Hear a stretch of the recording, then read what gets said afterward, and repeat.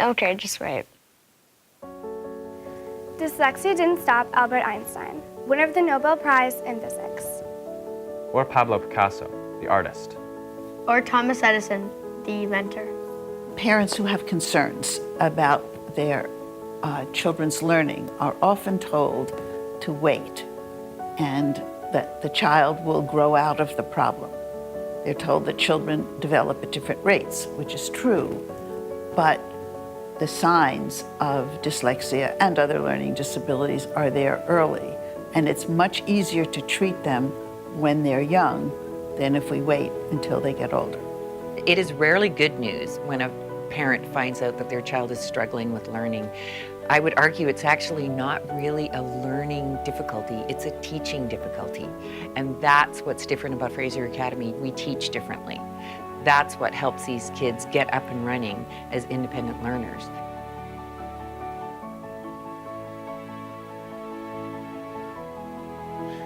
It was a relief. A few weeks into school at Fraser Academy, we noticed the difference. And all of a sudden, your child is engaged in school, learning something. You're learning a bunch of stuff. And then you can see that dreams are back on again for them and for the whole family. And that is a very welcome feeling. Dyslexia didn't stop Keira Knightley, actor. Or Stephen J. Cannell, the legendary TV producer. Or Henry Winkler, actor and novelist. It never occurs to me that there are things I cannot do. Whoopi Goldberg, the actor.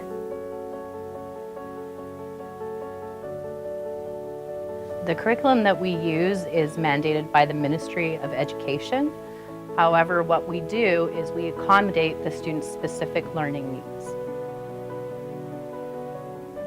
We use a lot of technology, such as voice recognition software or text readers. I would say that some of the most important things about Fraser Academy are the small class sizes, the daily tutoring, the multi-dimensional programming, and the interactive classrooms. Every person on that faculty understands what it means to have an individual education plan. And they see each child as an individual student. And so they're able to modify their delivery to make sure that everyone in that classroom understands the curriculum. Learning is a process. We understand that here, and we help children understand that so that they keep going and they persevere and they become self-reliant and they become competent. They discover that they're capable. Really, there's no greater gift you could give a child because that's what they're going to need in university. That is what they're going to need when they get out of school. So those are the things that really matter to parents is am I putting my child in the school that has the right style of education so that my child will prosper as an adult. Dyslexia didn't stop Edvard Jankrad, founder of IKEA. Or Carol Greider, winner of the Nobel Prize in Medicine. Or Richard Branson, founder and chair of the Virgin Group. Work with your strengths, not your weaknesses. If you're not good at reading, then do something else. Go where you're strong. Paul Orfala, founder of Kinko's. I'm a great believer in early diagnosis, early remediation. Get on with it. If a child is in grade 1 or grade 2, you don't use the wait and see method. Find out what's going on. And negative empowerment through lousy behavior is very common for a child who's struggling. The earlier you pick up with a struggling child on what's going on, maybe you cannot actually diagnose the learning disability initially, but you can see the deficits and the weaknesses, and you can, through intensive remedial tutoring, sometimes turn it around. So the earlier you get at it, the better you're going to do with it.